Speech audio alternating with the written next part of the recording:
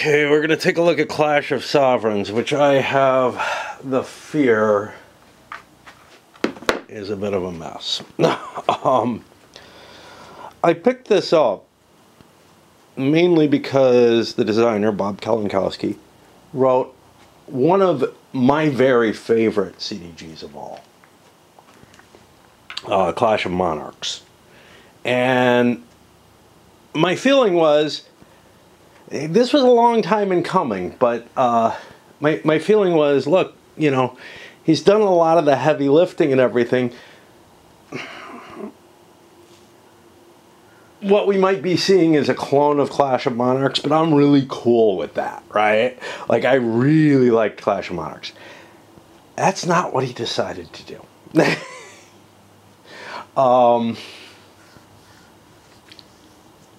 And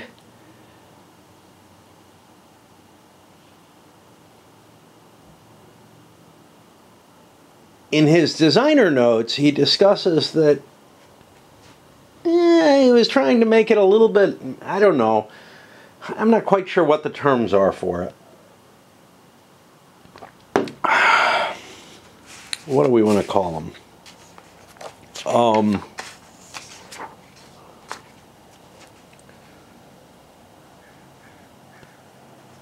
He kind of talks a little bit about it, but yeah, so he says heavy might be a term some wargamers would ascribe to Clash of Monarchs. Yeah, I think so, for a CDG certainly, which I designed. That game was meant to be heavy and intense and came out very close to the vision, and it's a beautiful game. I loved it, and I know some people who think it's kind of the best war game of all.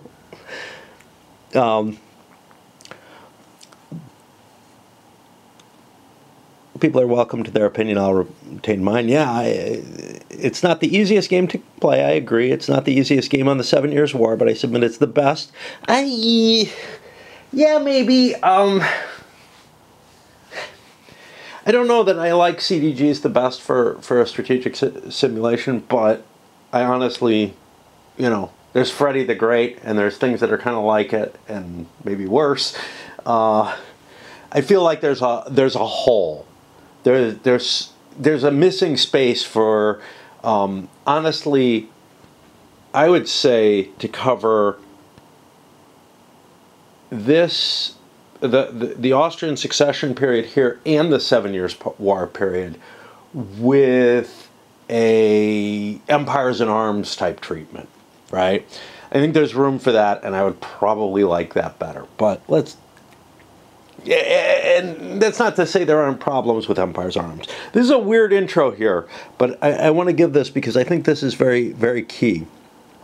And that was my goal. I hope Clash of Sovereigns will do the same for the War of Austrian Succession. Okay, it sounds like he's trying to make the same kind of heavy game here, but later on, in my heart, I know it's a worthy game. Yeah, that's not a great start.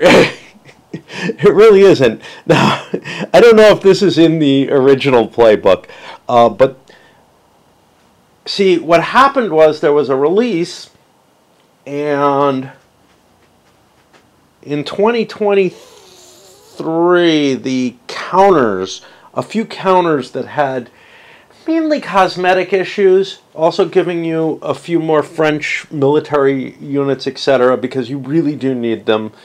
From what I can tell, they had way too small a counter mix. Some name correction, stuff like that. They actually corrected a lot of stuff. They reprinted the rulebook, the playbook, a number of the play aids. So the counter fix was one thing, but then there was a massive release. This is the GMT making things right? And this is a fantastic thing. Like I said, they reprinted the entire rulebook and the playbook, and you know what? The originals are on shitty glossy paper, and they reprinted them on real paper, so that, you know, if you have to make notes or fix things, you can now, right? Like, you can pencil stuff into the rules. Really, really big bonus. My guess is that this kind of crappy glossy paper is actually more expensive. I had thought it must be cheaper because they keep going to it. This isn't, you know, gamer's quality paper, but it's good regular paper, right? It's not going to dissolve if you get a drop of water on it or whatever. This glossy stuff is shit. You can't write on it, and it's not as durable.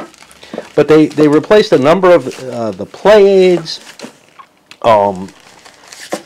This thing, the sequence of play chart that's over here. They gave you a bunch of replacement cards that have pretty minor differences on them, but maybe they're of some importance. I couldn't really tell. Unfortunately, I've found a number of really confusing situations and a number of what seem to be actually very problematic things about the game. And we'll hit them. We'll see how they work and play. I'm going to give this an honest shot. But, like I said, in my heart I know it's a worthy game. Yeah, but I get the feeling that Kalinkowski, and there's somewhere where he's saying this is probably my last game. I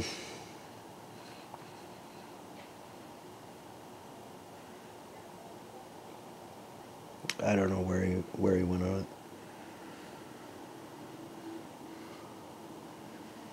I don't know.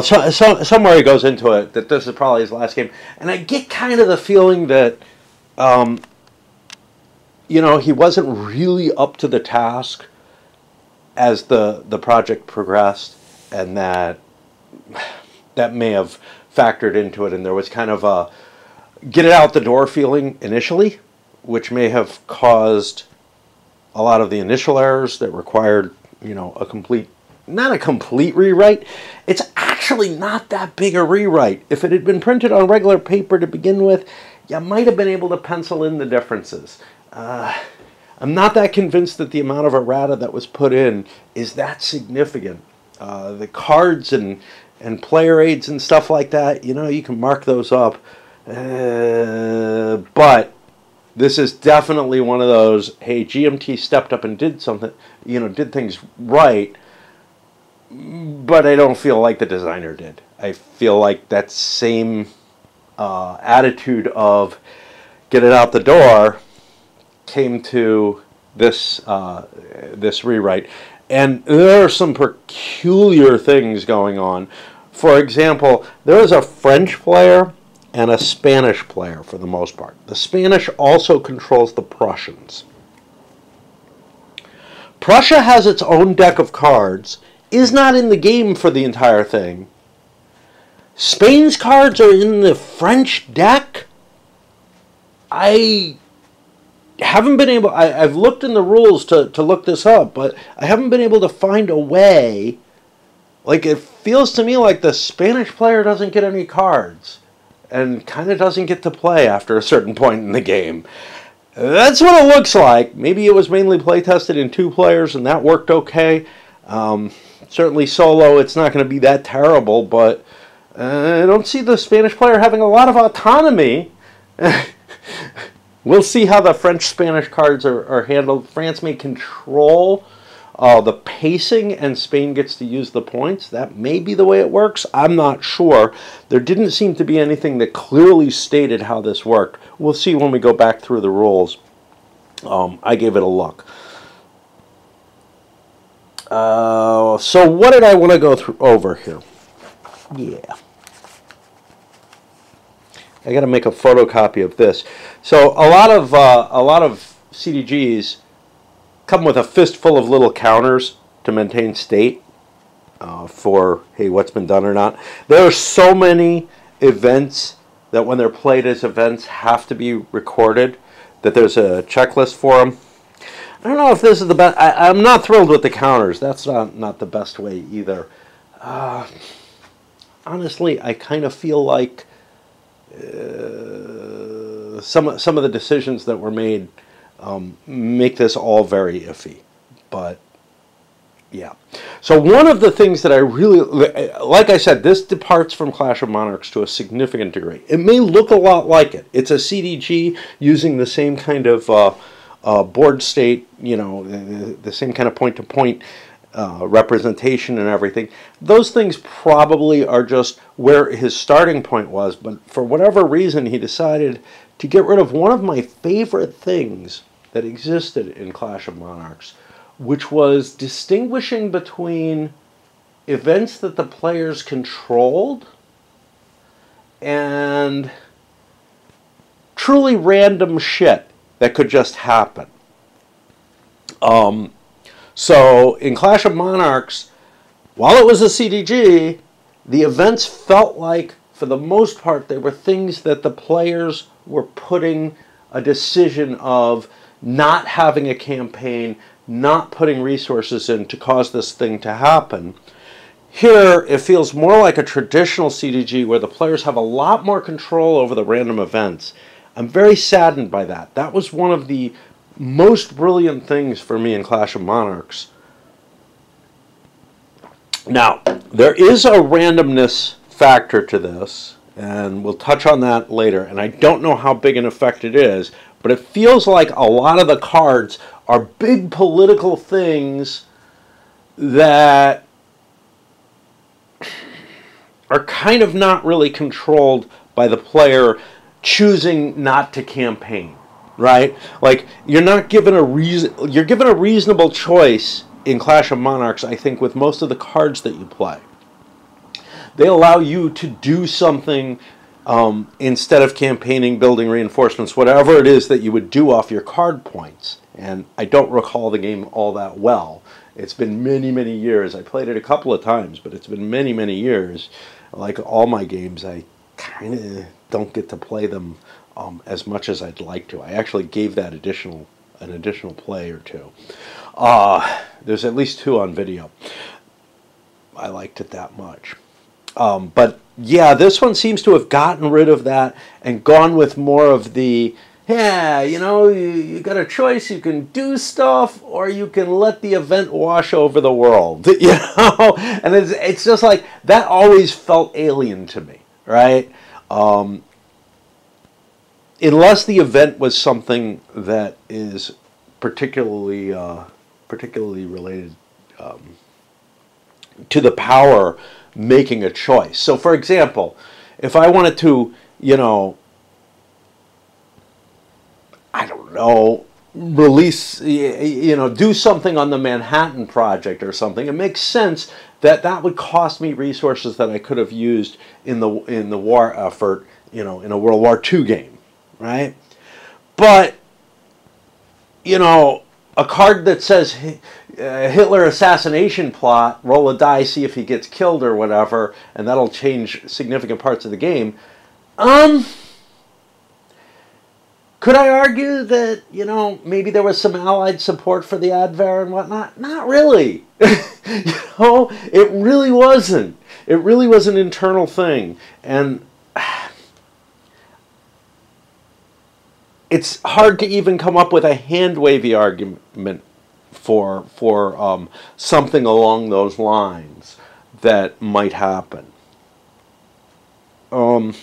There's other kinds of games like Twilight Struggle, which handle CDGs in a very different sort of way, which handle the card events in a very different way, where the event is triggered if your opponent plays the card and whatnot, and there's shared card decks and whatnot. Those have a different flavor to them, but when you have a singular deck that the player controls, it feels really weird to be able to cause things that feel outside the economic effort of a particular nation, right? Anyway. This is going to be many little segments. So I'm going to cut here because I got to get myself some tea. And then we'll start going over what the different components are as far as I can tell. Again, I'm not super comfortable with these roles. Am I ever super comfortable with anything? Yeah, if I've played it a dozen times 20 years ago and earlier, but, well, wow. Yeah, earlier. There's not a hell of a lot. Yeah, 20 years ago, we're talking, I had already gone through the biggest change in my life where, like, gaming had become much less important for a significant period of time. So, Tempest Fugit. Oh, hi, there's one of my Stellars. Well, it's time that I should be playing Raid, but I want to go over the components of the game and not jump into the rules quite yet. I've given you some of the very introductory type stuff. Okay. Over here, we have a track for victory points, and there's something else you can track on here as well, I think. I'm not sure. Maybe not. Event track, I don't know why this is numbered. The victory points have multiple counters for different victory points, and some players get to add their victory points together. And also the two sides do to some extent. So one side or the other wins the game, the war, or whatever, but one player out of the winning side, it comes in ahead of the other by valuation. I don't know what the event track is used for. There are probably some counters that have a numerical thing. Concept of monarchical will. As a country takes certain real setbacks, these are going to be pushed back, and if it gets down to 0, that country is more or less out of the situation. Now, why is there a red zone? British and French are in the red zone. That also factors into the victory situation. Diplomacy.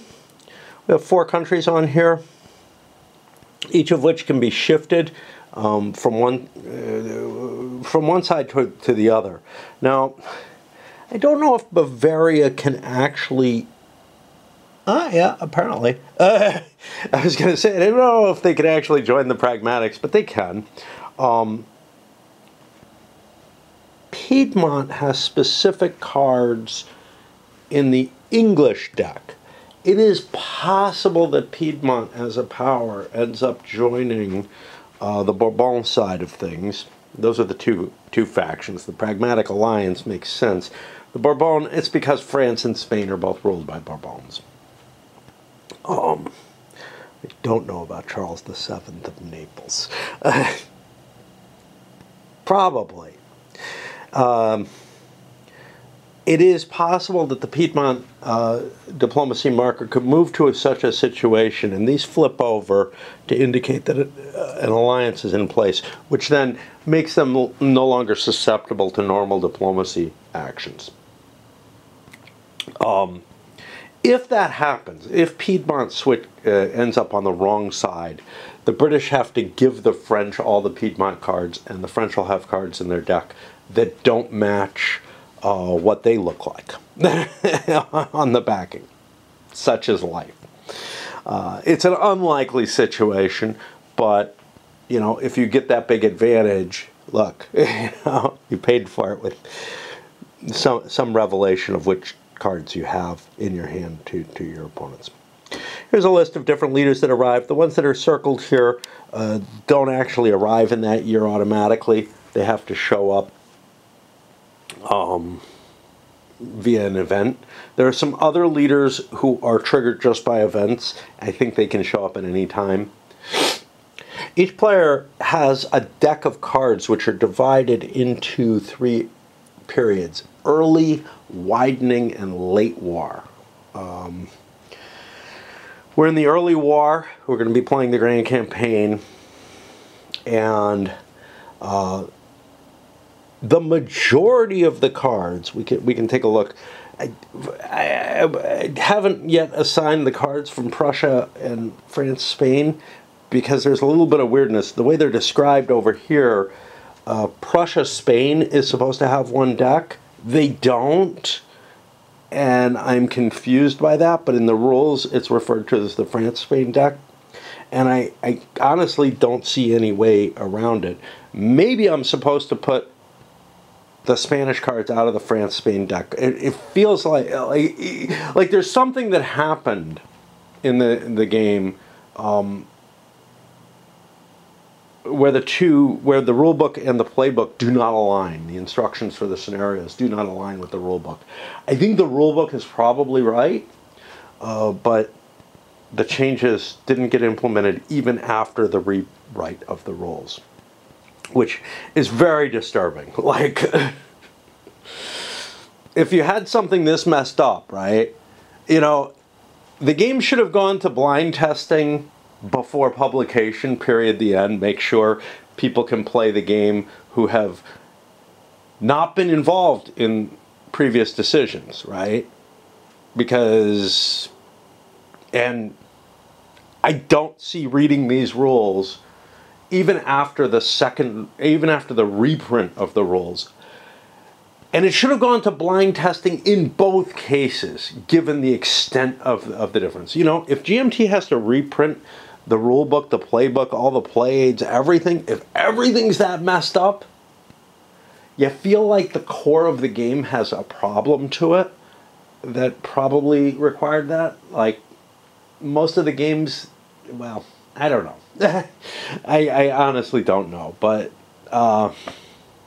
it depends on the situation. So Banish All Their Fears, I think, needs a rewrite, but that's mainly because of a printing error in the rulebook that ended up deleting certain rules, and maybe it's not that necessary. Maybe a single page of rules would fix the issue.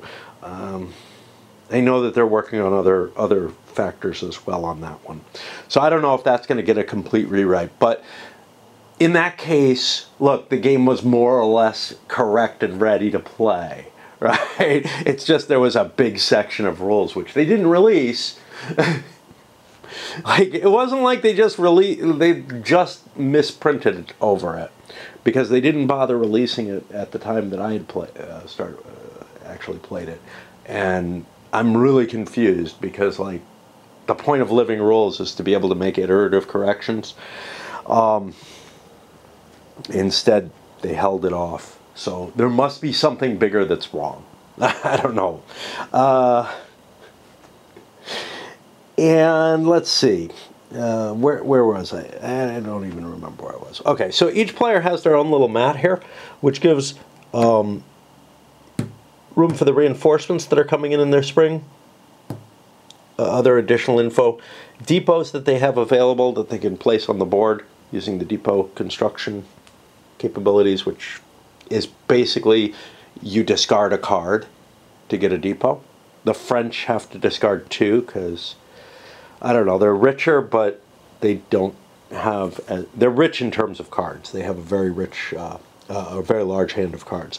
But that actually makes depots less effective for them, which is historically reasonable, because they were able to do a lot, but didn't plunge too deep into most theaters. So there's I understand what they're doing there, and I think it helps perform historical play.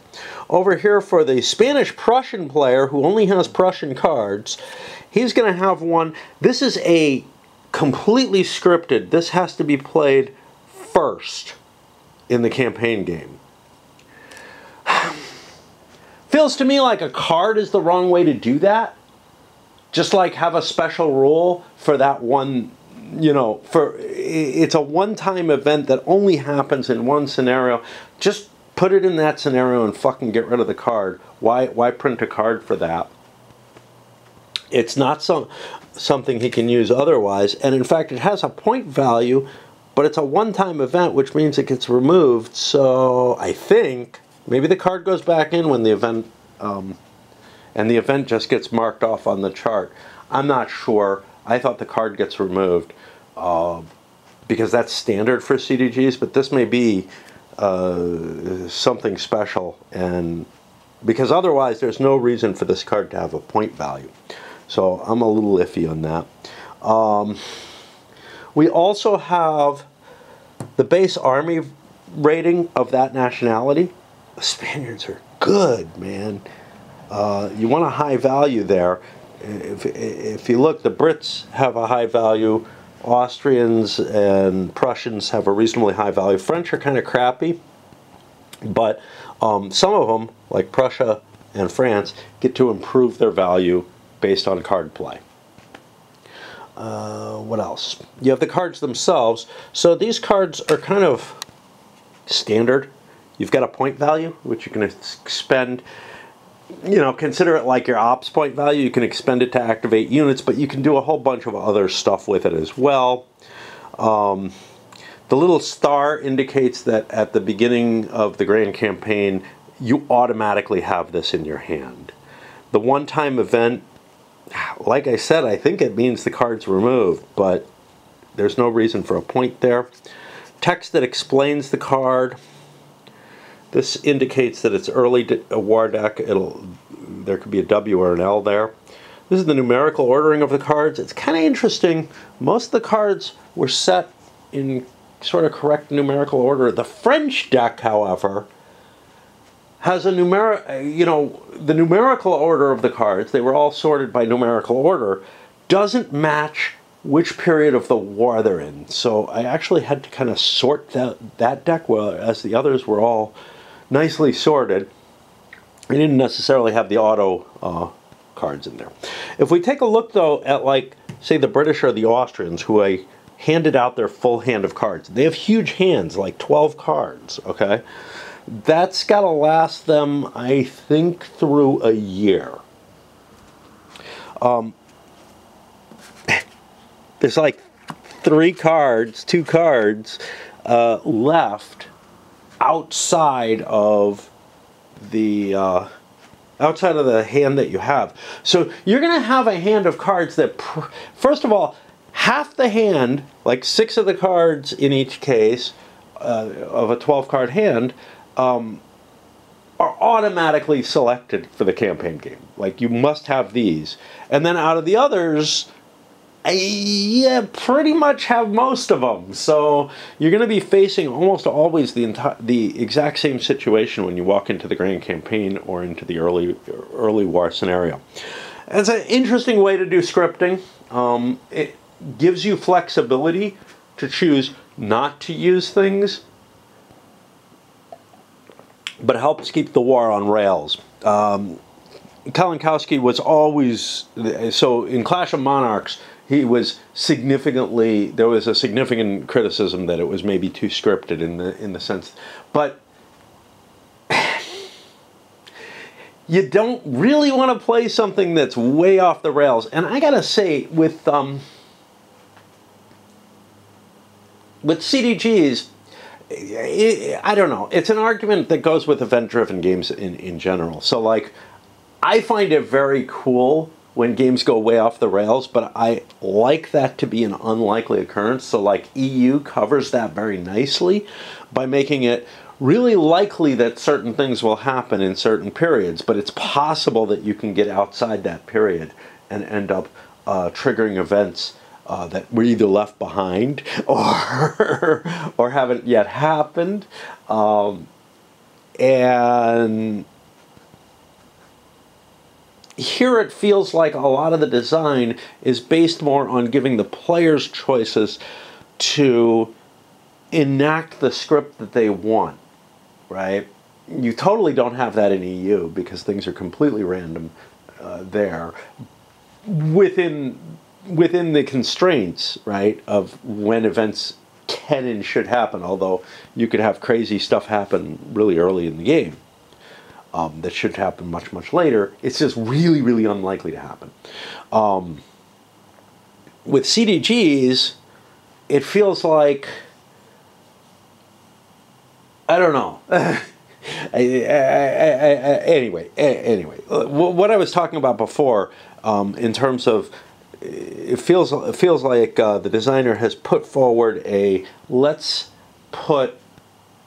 give the players a lot of opportunity to make the game go off the rails if they want it to, by choosing to play events in different fashions than they were historical played, but let's give them those options at the beginning. It's kind of like a feeling that reminds me of Axis Empires, which is not a CDG, but gives you kind of program choices that you get to make as the player, which gives you a lot of flexibility, you know, in terms of strategy and whatnot. It takes away from what I feel is sort of that event-flavored game. This is outside of any kind of, hey, should you know what's going on or whatnot. Well, maybe not all that outside. Anyway, I favor something that hands me a situation and I have to react to it, right? And if that situation is way out of the normal bounds, that's kind of cool to me. But it should be way out of the normal bounds within the game itself. It shouldn't just be like one big deck of random shit happening, right? Okay, let me swap batteries. I'll get to some, you know, we're going over so much of the components and whatnot. and the loosey-goosey type stuff. I think we're going to end up doing two different intro sets. This first one will be kind of this broad, let's look at the game, almost an unboxing. But, you know, I've read the rules and considered certain things more, so I'm not just like, ooh, look at those colors, you know, wow, the shrink wrap was really tight on this one. I don't know what happens on unboxing videos, other than Hello Gregors. I just don't watch them. The thing there, of course, is that, you know, what does an unboxing show you? The order of the components and how they're placed in the box? I guess if they're really, really shitty quality, somebody can bring that to bear and that can help modify, you know, a buying decision or whatever. But for the most part, you're going to have company images of what the components are. So you're not going to be too surprised when you open it up, you know. I guess there might be a miserable surprise, or there might be a bonus, like, you know, they slipped this extra thing that's not part of the regular components of the game in. I don't know. Okay. Yeah. Speaking of components, it comes with 2 high-quality dice that I hate to use for games, and I will probably end up taking out of the game and maybe bringing some other dice down to use. We'll see. But anyway. The map itself is your standard kind of point-to-point type presentation. There are a lot of off-board boxes that we can look at, though. A lot of little pieces of information. First of all, you got normal spaces. I don't know what that is. Okay, yeah. And fortress spaces of different quality fortresses. If fortresses aren't garrisoned, they're very, very weak. Some of the things have some indications on them that seem a little weird. So like there's these white dashes around here. I don't know what the fuck that is. That may just be defining Bavaria, but it doesn't seem that necessary in that case.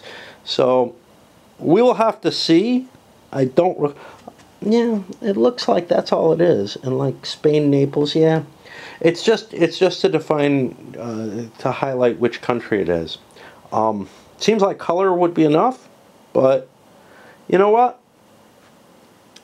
If you got difficulty discerning colors, this is a helpful little thing. I don't know how much it helps, though. Let's say you have like an inability, let's say you're full colorblind. You're not going to be able to tell the difference between these. So, yeah, what do you do? Well, you got the borders and whatnot, so a little bit more brain processing would be going on to capture the information. I'm glad I'm not that bad off.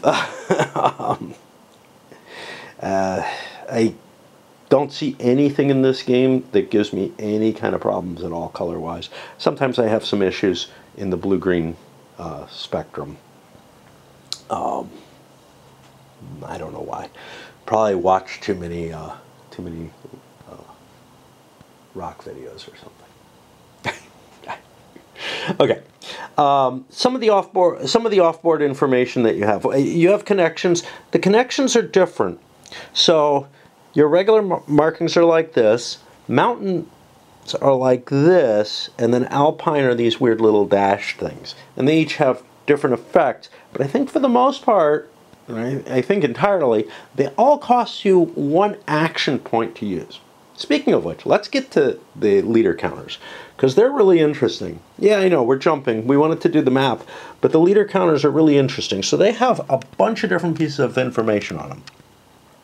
What do I think that is? Well, I'm not sure about those 2 numbers. I think they may be attack and defense. Yes. Okay. So you have the name of the leader up on top. These stars indicate their relative rank. There may be other leaders underneath. Oh, not there. This is the Germany box. I've got de Sax in there as a subordinate leader. Attack and defense modifier on the far left and right. Up here is essentially the initiative value. I don't know if they call it that. Yeah, they call it initiative. Okay. Which is how many operations points off a card you have to use to activate that leader. But then when you activate the leader, you have an activation points that they get, which is how many moves and attacks and whatnot they can do. I don't remember if Clash of Monarchs had this. Probably, but again, I don't really remember the game very well at all. I'm certainly pleased in seeing it. I've never, I don't remember whether or not I saw it before, but it is a really cool mechanism because it allows you to combine 2 pieces of information. How much does it cost to activate the leader, and then how much are they willing to do under that activation? You may have people who need a lot of effort to get moving, but once they do, are actually pretty active. Now, for the most part, it doesn't work out that way. For the most part, people who require a heavy investment in card actually aren't going to do much either, showing a lot of cautiousness and whatever.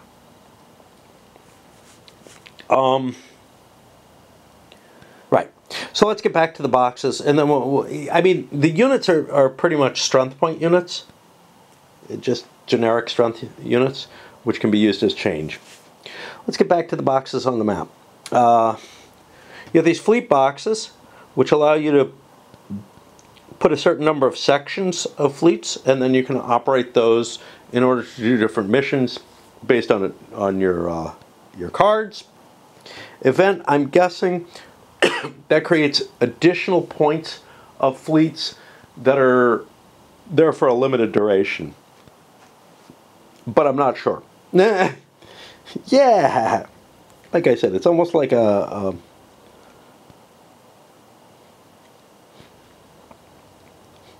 dedicated to 70s gamers. This does not feel like a 70s game to me. His tactical game, The Prussia's Glory, both volumes. I have both. I've only played 2, but feels more like it belongs in the 70s. These CDGs definitely do not. These feel like these are dedicated to 2000s gamers. Because I think CDGs have fallen out of favor to a large extent. You see a lot less of them, a lot more coin type stuff and things like that. They certainly have for me. Anyway, you have army boxes, which are basically kind of like holding boxes.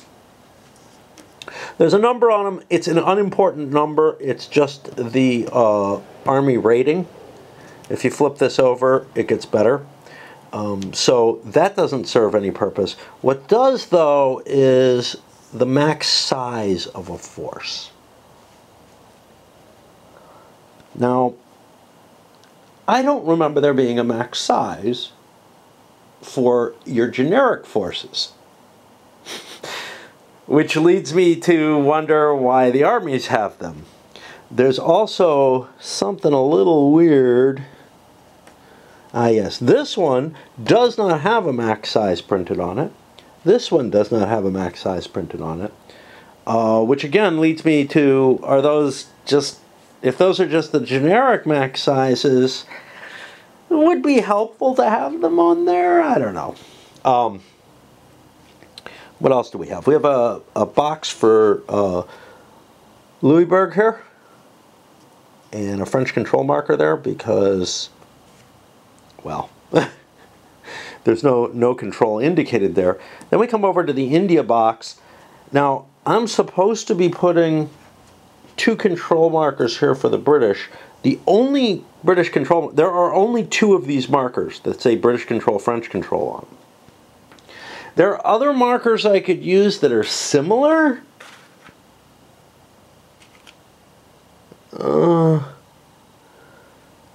So here's the other one. Now at the beginning, in the setup, it says Madras and Fort St. David should have British control markers on them.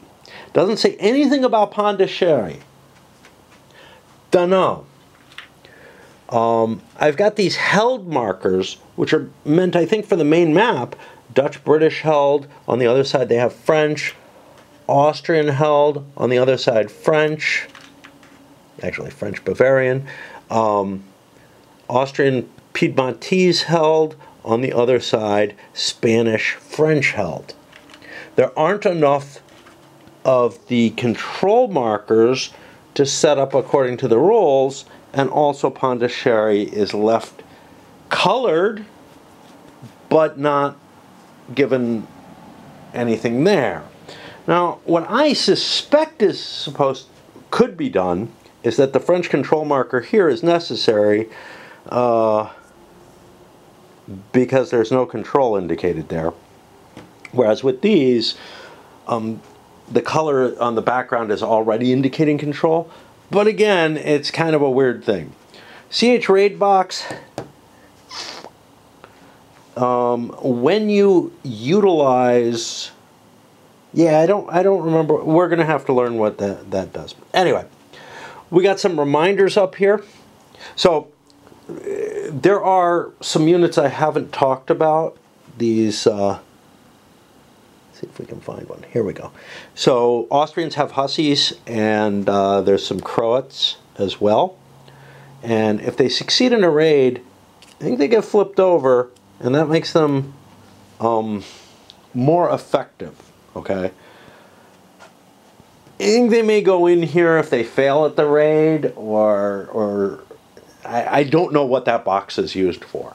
But basically, whatever.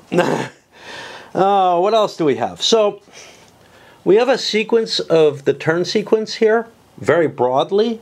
But we have a much more detailed chart up here. Now we're beginning to get to the point where, you know, I'm using up my whole table in a way that I'm kind of regretting being down here, but it's awfully fucking hot today. So it's like 100 degrees right now. And it's nice and cool down here. It's like air conditioned.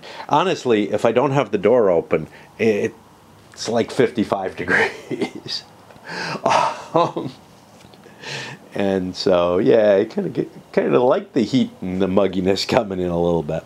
It also airs out this area. But anyway, this is the more detailed sequence of play. Now, this looks incredibly complex, but there are different kinds of turns in the game. So each year is composed of all of this, right? And each of the lines on this are basically one of these. So like here, late winter campaign season, I don't know why that's here. That's this whole line here. Spring has 2. That's all of that. So, you know, this is breaking it down to give you more information. This could be just used as a reference sheet. I may end up doing that eventually. Whatever, get myself a little bit more space. I've got barely enough space to fit this whole thing.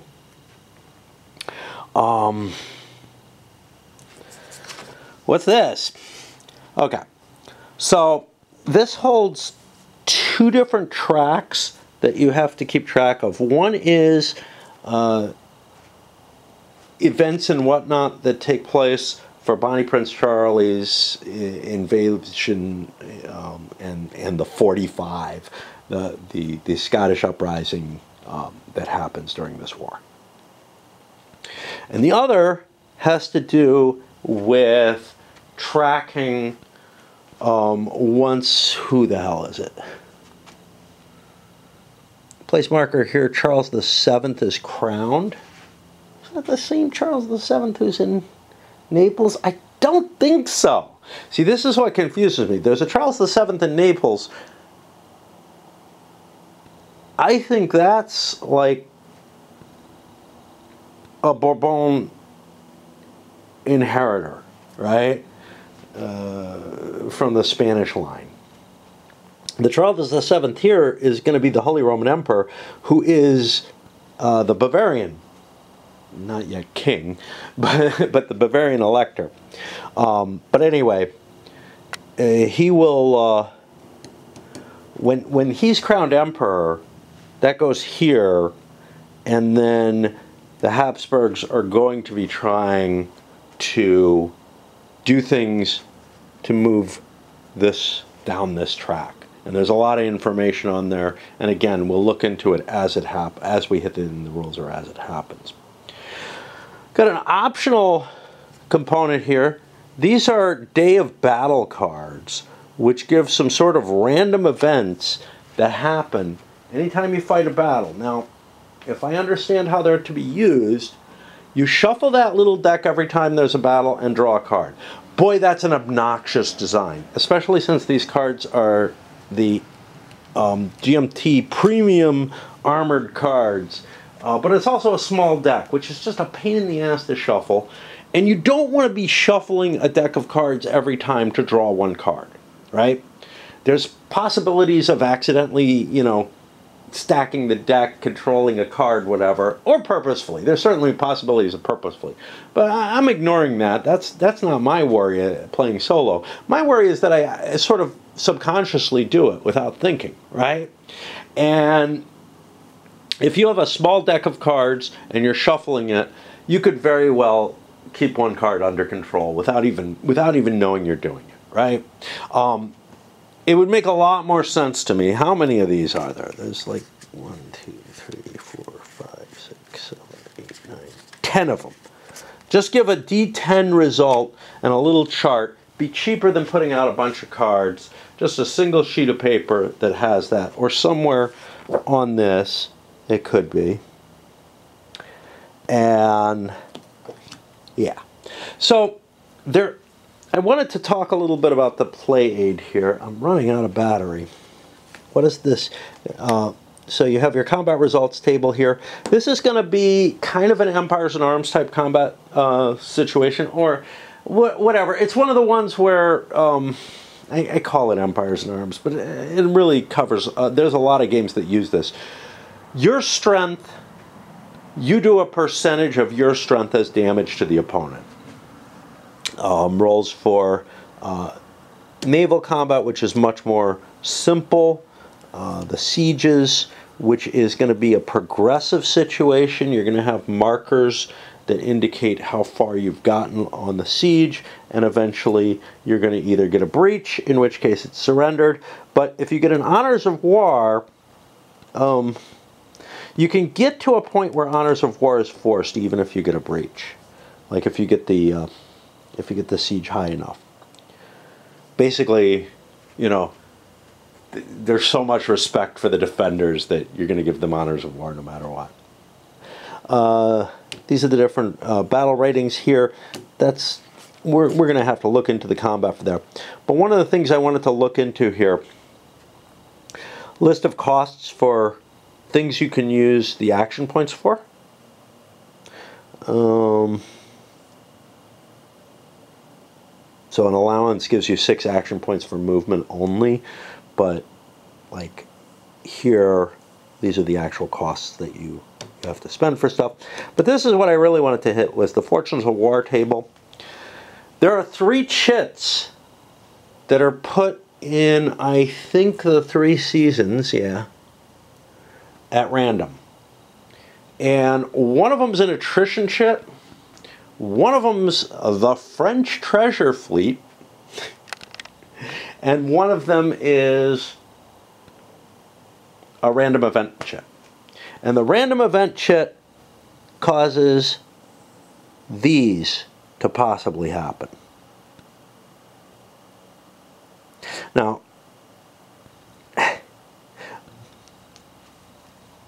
basically what happens is you don't know when the event for that year is going to actually happen, and it may not happen. So you've got some events that you have to roll a die for or whatever in order to get, and they might be very unlikely to get, in which case, and I think you roll for all of these when it happens. So you just get a series of yearly events that happen, not at any particular time. You don't know in which period they're going to happen. The attrition is going to trim all the big forces on the game and hit them, but some of them that are out of supply and whatnot are going to be in worse shape. And then the treasure fleet gives an opportunity for that to be intercepted by the British. And again, we'll go into the specifics when we hit it. Now, we got a couple of other things we wanted to look at here. SS is, I don't remember what the fuck this is. Is that the siege? No. Sieges are covered here. We got bonus activations, which I think come off cards. There's mulligans, which is an optional rule we won't be playing with. Penalties to indicate that the pragmatics have a mixed nationality force. Well, that either side has one. This thing... Oh, what was this? I read this. I don't remember what it is. That may be the Louisburg. Something that affects Louisburg. We have control markers. When units get hit, they start taking warn markers on them. But I don't know what the SS is. Sortie markers. There's French ones on the other side. What is the SS marker?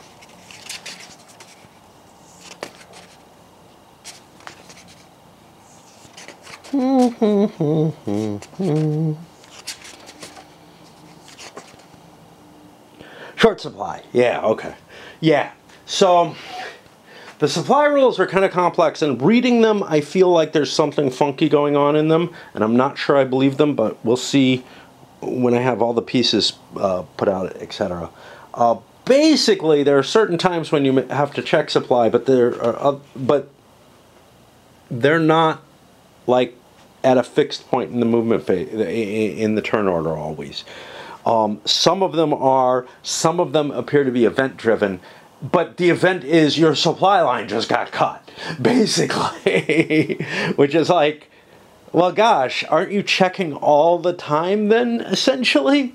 I'm not sure. The way it's worded, that's what it feels like, is that there's a certain point in every turn where you make a supply check. And the attrition is impacted by that, but only big forces, more than 5 strength points, I think, have to deal with that. All right. Very broadly, this is sort of the overview of it. We should probably look to see how you win the game. Okay.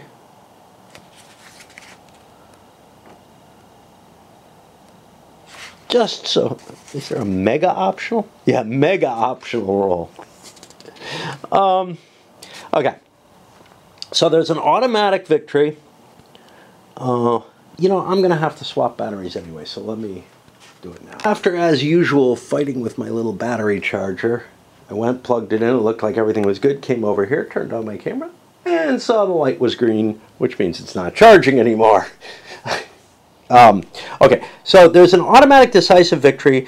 If Bourbons have a 23 or more total victory point gain, and at the beginning of the game, everybody's at 0, if I recall correctly.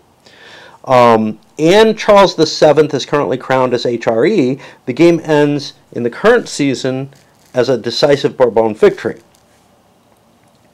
If Austria's VP total is 9 or more at the end of the current season, they win an automatic, decisive, pragmatic victory.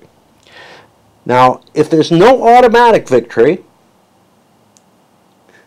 and then they say, which is possible only in the campaign scenario, what does that mean? It means automatic victories only happen in the campaign scenario. The game ends in the season specified. Each player's victory conditions decide their scope. In a two-player game, they give certain rules, but in the multiplayer, the player who achieves the highest level of victory is the scenario's overall winner. If two or more players get the same amount, the one who has the most total victory points wins. Okay, so each scenario is going to have victory point totals for the players that they have to achieve. Now, if we look at this particular scenario, there is a little bit more, not this one, the Grand Campaign. There is another automatic end position, which is not covered in there. It normally ends at the conclusion of 1748 summer campaign. However, it can end prematurely on a decisive victory here, or, and it's weird, the decisive victory only applies to the Grand Campaign, right? But the rules are in here. They're split between in here and in here. If both the French and British MWs, Monarch's Will, are in the red zone, or either is 0, the game concludes at the end of the current fall season or at the end of the 1748 summer campaign, if that happens before fall. If the Austrian MW currently enters 0, the game ends immediately, but that doesn't change. Like, nobody wins automatically due to that. You go and see where you are in terms of your victory conditions. And it's possible that, like, somebody on one side could beat somebody on the side that more or less won the war. So it's very much national victories, which is appealing. It means that each player doesn't necessarily want to do what's best for their side. One thing I always hated about World War II games in general is that in the end, winning the war is just the only really the key thing. Even with Third Reich, which allocated subordinate victory within it, the concept of how, obviously, look, taking out the Axis, all the Axis powers with, an unconditional surrender might seem vital, but I don't know if it really was to every country in the game. Certainly the U.S. saw it that way. Would the Soviets have been willing to, play something else out? I don't know. Would Britain have been willing to play something else out to further hinder the Soviets? I don't know, maybe. So I can see a context in which individual player victory becomes important as well, and it might be more important, a la, say, a Churchill game, for it's not charging again. For the English, to be able to get their goals more than, say, it is for Japan to unconditionally surrender, right? I don't know. I'm just spitballing here. But anyway, I like games where there's a lot more. So, the whole deal in, a Third Reich, if you're looking at the comparison of the victory between the different players, is yeah, okay, the Allies won, but who won within the Allies? I don't think that's an unreasonable choice, but here I think it's quite possible that certain powers can achieve a victory that is significant, even though their side didn't. And I think you can kind of look at Prussia did that historically, right? So if this was the kind of Empires in Arms clone that I'm thinking of, Prussia as a separate power, by gaining Silesia and leveraging the broader war, they maybe ended up as the grand winner of the whole shebang. And that I find a more interesting type of situation. The only problem with it is, when you start playing with things like that, you may have difficulty achieving historical results, because Prussia winning the whole thing may mean that a France or something might be willing to let Austria off the hook in order to go crush Prussia, their former ally. So it's tricky to try to figure out how the victory points should be handled in that kind of thing. I like the idea of players having their own goals. The problem is, once you start putting those goals on a linear basis, where you're saying, okay, look, if Prussia does this well, they win a bigger victory than France, so they win the game. And I find that kind of hard to believe, because France's goals don't really care about what Prussia succeeds at, right? Like, within reason. If Prussia seizes Silesia, that is not going to bother France that much. If Prussia grabs Hanover as well, France is still probably not going to bother that much, unless it's a situation in which Austria is completely defeated and Prussia becomes, a real competitor on the continent. Prussia is always going to be a weaker power than others, so France doesn't care what happens to Prussia. They really don't.